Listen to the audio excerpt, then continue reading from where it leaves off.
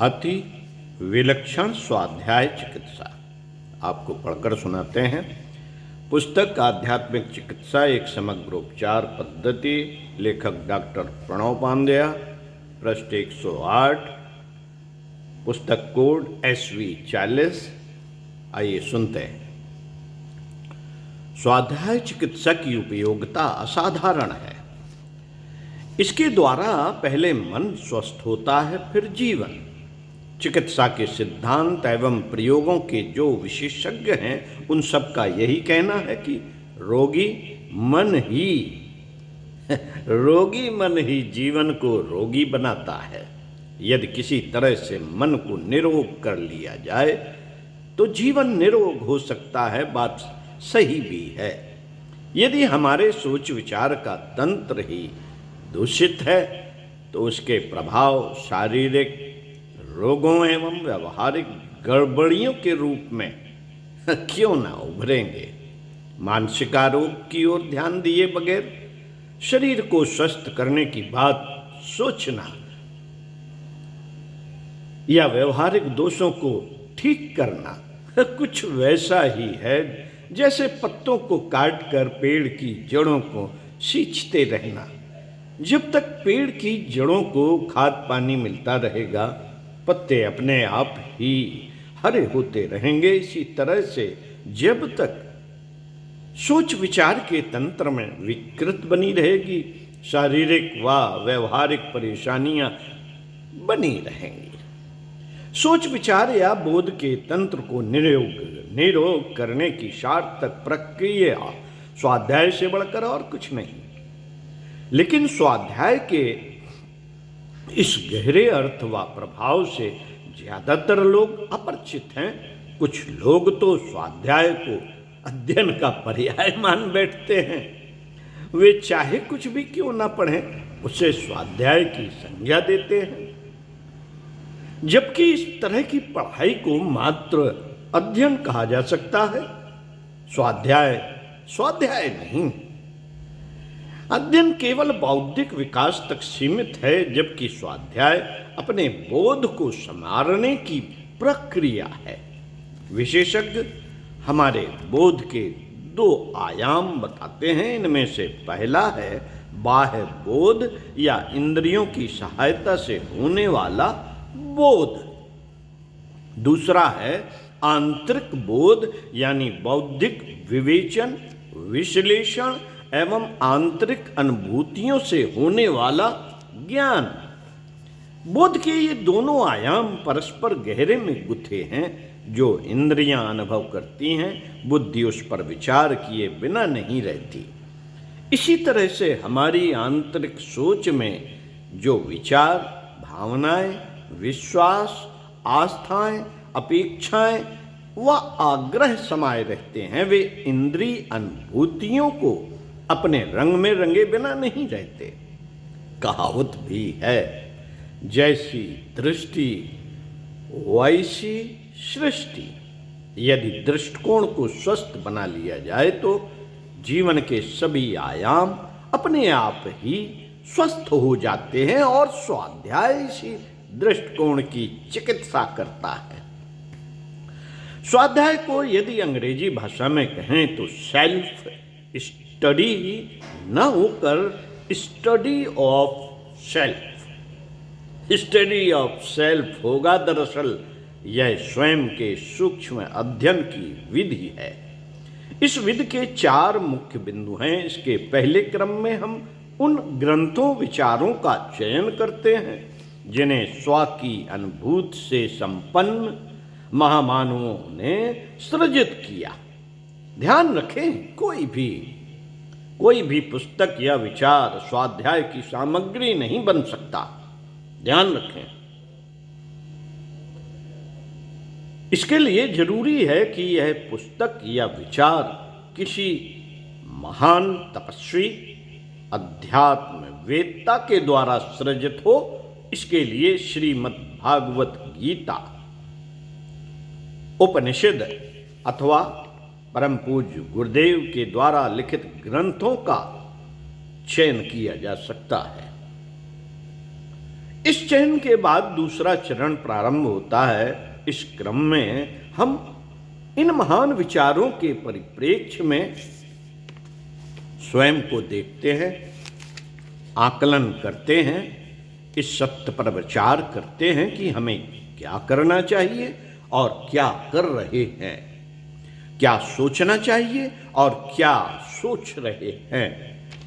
यह बड़ा ही महत्वपूर्ण क्रम है। इसी स्तर पर हम अपने स्वयं के चिंतन तंत्र की विकृतियों व विकारों को पहचानते हैं, उनका भली प्रकार निदान करते हैं। गड़बड़ियां कहाँ हैं, उनके प्रभाव कहाँ पड़ रहे हैं और आगे कहाँ पड़ने की उम्मीद है, इन सभी बातों पर विचार करते हैं। यह सच है कि निदान सही हो सका तो समाधान की नीति भी सही तय होती है। स्वाध्याय चिकित्सा का तीसरा मुख्य बिंदु यही है। विचार भावनाओं, विश्वास, आस्थाओं, मान्यताओं, आग्रहों से समन्वित अपने दृष्टिकोण ठीक करने की नीति तय करना, इसकी पूरी प्रक्रिया को सुनिश्चित करना। हम कहाँ से प्रारंभ करें और किस रीत से आगे बढ़ें, इसकी पूरी विधि विज्ञान को इस क्रम से बनाना और तैयार करना पड़ता है। इसके बाद चौथा बिंदु है इस विधि विज्ञान के अनुसार व्यवहार, यानी कि स्वाध्याय को औषध के रूप में ग्रहण करके स्वयं के परिष्कार का साहसिक कार्य, स्वयं के परिष्कार का साहसिक कार्य, यही ज्यादा महत्वपूर्ण लगता है मुझे तो। यह काम ऐसा है जिसे जुझारू एवं संघर्षशील लोग ही कर पाते हैं, क्योंकि किसी सत्य की वैचारिक स्वीकारोक्ति कर लेना आसान है, पर उसके अनुसार जीवन जीने लगना कठिन। इसमें आदतों एवं संस्कारों की अनेक बाधाएं आती हैं। अहंकार अनगणित अवरोध खड़ा करता है। इन्हें दूर करने का एक ही उपाय है हमारी जुझारू एवं साहसिक वृत्ति, जो अपने अहंकार को अपने ही पांवों के नीचे रौंदने का साहस करते हैं। उनसे बड़ा साहसी इस सृष्टि में और कोई नहीं। सचमुच ही जो अपने को जीतता है वह महावीर होता है। स्वाध्याय की औषध का सेवन करने वाले को ऐसा ही साहसी होना पड़ता है। पौंडीचेरी आश्रम में महर्षि श्री अरविंद के शिष्य नलिनीकांत गुप्त ने स्वाध्याय के बारे में अपना उदाहरण प्रस्तुत करते हुए कई मार्मिक बातें कही।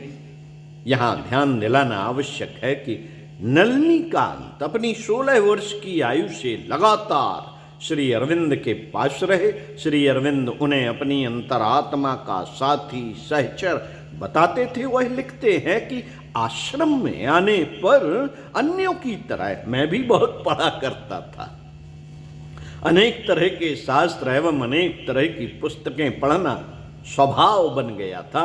एक दिन श्री अरविंद ने बुलाकर उनसे पूछा, इतना सब किस लिए पढ़ता था?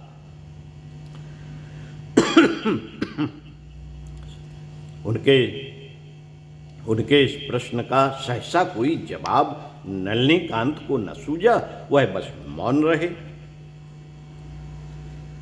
वातावरण की इस चुप्पी को तोड़ते हुए श्री अरविंद बोले, देख, पढ़ना बुरा नहीं है, पर यह पढ़ना 2 तरह का होता है। एक बौद्धिक विकास के लिए, दूसरा मन प्राण अंतश्चेतना को स्वस्थ करने के लिए। इस दूसरे को स्वाध्याय कहते हैं और पहले को अध्ययन। तुम इतना अध्ययन करते हो सो ठीक है, और पहले को तुम इतना अध्ययन करते हो सो ठीक है,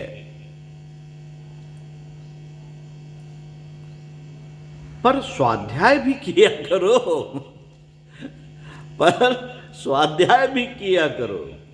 इसके लिए अपनी आंतरिक स्थिति के अनुरूप किसी मंत्र या विचार का चयन करो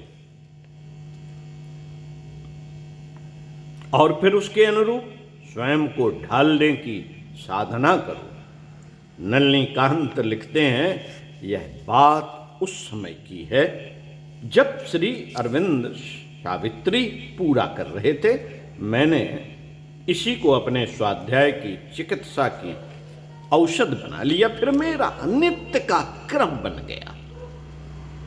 सावित्री के एक पद को नींद से जगते ही प्रातःकाल पढ़ना और सोते समय एक प्रतिपल प्रतिक्षण उस पर मनन करना, उसी के अनुसार साधना की दिशा धारा तय करना, इसके बाद उस तय क्रम के अनुसार जीवन शैली साधना शैली विकसित कर लेना। उनका यह स्वाध्याय क्रम इतना प्रगाढ़ हुआ कि बाद के दिनों में जब श्री अरविंद से किसी ने पूछा कि आपके और माता जी के बाद यहाँ साधना की दृष्टि से कौन है, तो उन्होंने मुस्कुराते हुए कहा, नलिनी। इतना कहकर थोड़ी देर चुप रहने के बाद बोले, Nalini is embodiment of purity, यानी कि नलिनी पवित्रता की मूर्ति है। नलिनी ने वह सब कुछ पा लिया है जो मैंने या माता जी ने पाया। ऐसी उपलब्धियां हुई थी।